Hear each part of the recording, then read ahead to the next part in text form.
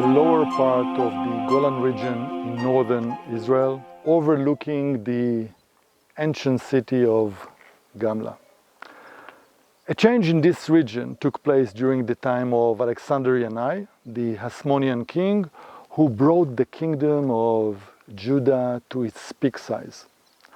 In one of his war campaigns to the north during the year 80 to 81 BC, following the residents' complaint against the local ruler Demetrius, Yanai captured Gamla from Demetrius.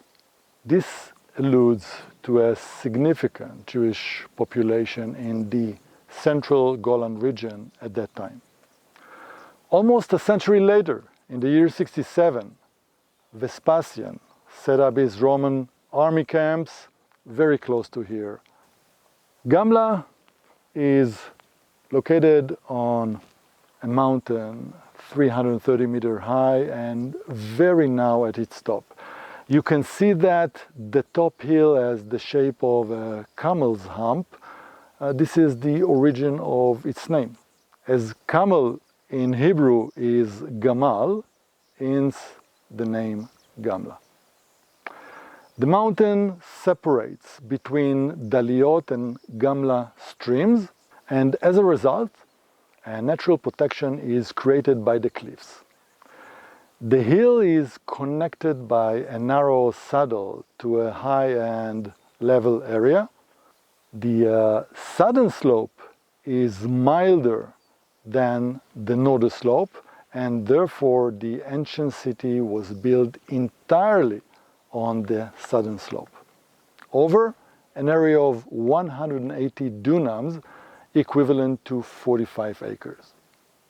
One of the last actions of suppressing the revolt in the Galilee, and perhaps the most dramatic of them, took place here in Gamla.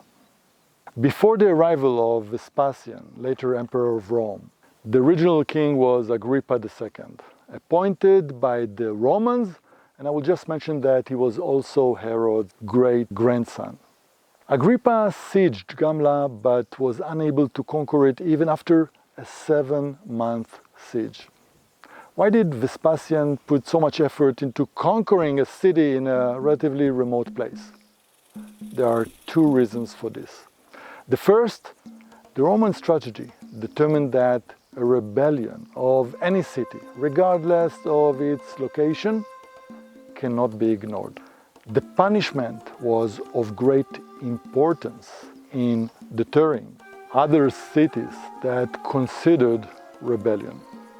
A second reason was that Gamla is close to one of the main roads leading to Babylon.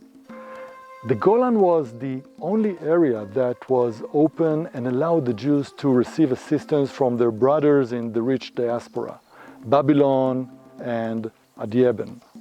The conquest of Gamla assured Vespasian that he was leaving behind him a safe rear from unwanted surprises on his way to Jerusalem. Yosef ben Matityahu was the Jewish army commander at that time for the Golan region. Later, he became famous for his books on the history of the Jews and the land of Israel.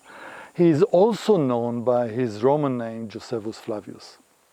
According to his writings, Vespasian troops included 3 legions, the 5th, the 10th, and the 15th, all together 18,000 soldiers. In addition, there were 22 infantry battalions, 6 cavalry battalions, 11,000 foot archers, 2,000 cavaliers from allied armies, and 3,000 Agrippa's soldiers, a total of 55,000 soldiers. Even if we subtract a quarter of this number for various services, we are still left with 40,000 soldiers to besiege Gamla, which was spread over 180 dunams or 45 acres. Gamla could not contain a population larger than 5,000 people, of which only about 1,000 were soldiers. If we add to this 4,000 warriors from the surrounding villages, then the situation is that there are about 5,000 defenders against 40,000 Roman troops. In addition to the huge number of soldiers, the Roman army had powerful artillery. The maximum effective range of the Roman artillery was at the border of Dir Karuch, about 150 meters northwest of here, very close. That location was out of the arrows range of the defenders. When the heavy weapons, such as the battering ram, were brought close to the wall, the defenders tried to stop it. But as the fire of the catapults and ballistae intensified, they were forced to abandon the wall and retreat. According to the description of Yosef ben Matityahu, the Roman breached the wall with battering rams in 3 places. At first, the Jews tried to stop them, but after the Romans managed to advance into the city, the defenders retreated and went up to the upper city, and the Roman followed them. While the Roman assault units chased the retreating defenders to the ridge, the Jews saw that the connection between the main forces that were entangled between the houses and the narrow alleys and the forces at the top was detached. The Jews took advantage of the situation and attacked the Romans from above. The Romans began to retreat, but in the process they encountered forces that were trying to penetrate through the breaking point into the city, meaning that the 2 forces collided. In this chaos, the Roman commanders lost control of their soldiers. With heavy losses, the Romans managed to escape outside the city. The first battle of Gamla ended in the defeat of the Romans, the first defeat in their journey to defeat the Jews in the Galilee settlements. The bravery of Gamla's defenders brought victory, yet for a very short time. Water and food dwindled. Food ratios were distributed only to the soldiers. And when the attack was renewed, many escaped from the city through tunnels, and many of those remaining in the city died of starvation. The Jews took advantage of the break in the battle and closed the breach in the wall. About 4 weeks after the Romans arrived, on the 22nd of the Jewish month of Tishrei, which usually occurs in September, October on the Gregorian calendar, before dawn, 3 soldiers from the 15th Legion sneaked into the city's watchtower and succeeded in undermining the foundation of this tower, causing it to fall. The fact that the tower was dry construction without foundations can explain the fall of the tower. The result was fear among the guards along the wall, and many defenders fled from the wall, thinking that the Roman had broken into the city. As a conclusion from the first failed attack, this time the Romans were careful not to break into the city with many forces at the same time. It wasn't until the next morning that 200 horsemen, accompanied by infantry under the commander of Titus, son of Vespasian, approached the wall. The guards at that point noticed them and called the defenders, but they were all exhausted. The rest of the population consisted mostly of old people, women and children, wounded and sick. In desperation, the defenders went up toward the ridge. But many of them were killed during the ascent. A few exhausted defenders tried to stop the Romans and fell in the battle. Those who did not manage to reach the ridge were brutally murdered. The defenders fled in their thousands towards the steep northwest slope, but here too the Roman overtook them. Those at the back were killed, and the rest threw themselves into the abyss and died.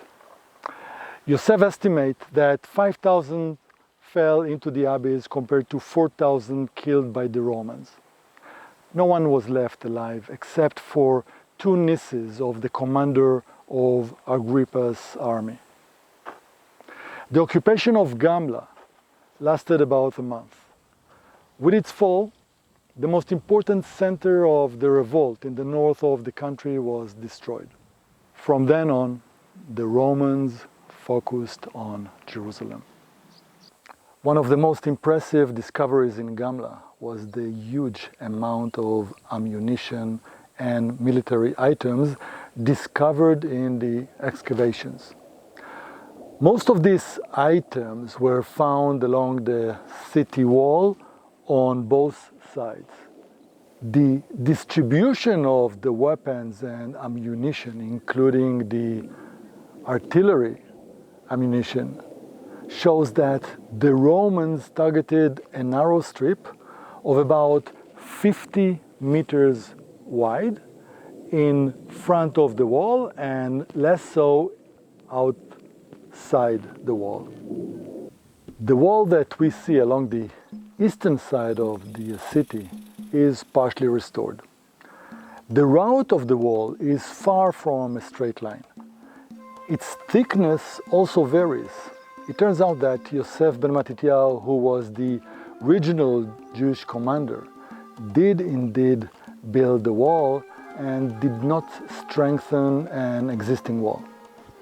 According to Yosef, the Romans used 3 battering rams in 3 different locations, yet there is no evidence of more than 1 breaking location in the wall.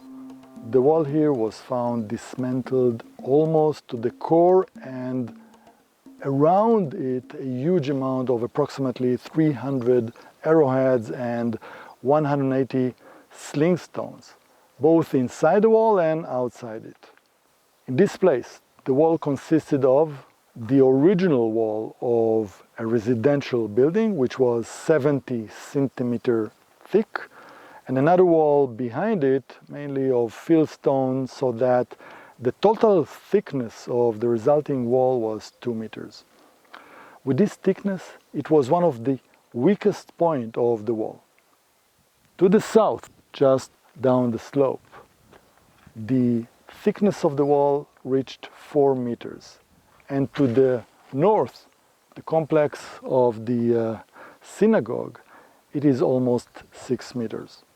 Did the Roman have prior information about the profile of the wall in different areas? It is possible that an observer standing on the cliff to the east could estimate the thickness of the wall.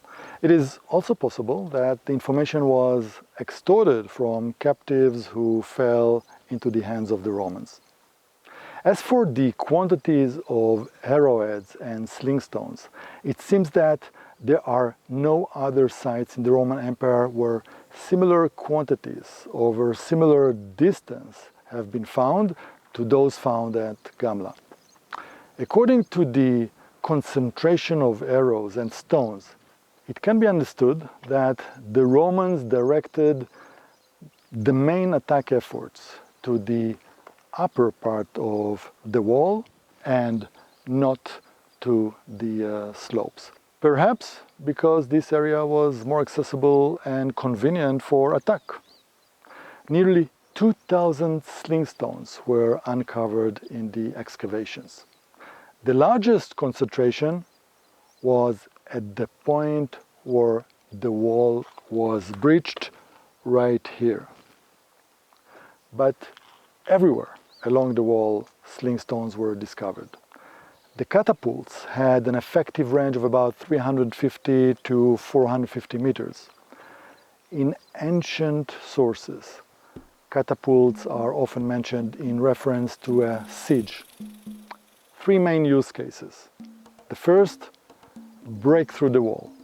The second, to provide artillery cover for the advance of the attacking forces. And the third, to attack a large crowd of people. Due to the concentration of the sling stones near the wall, it seems that the purpose of their use in Gamla referred to the first two use cases. As for the arrows, approximately 1,600 iron arrowheads were found in Gamla.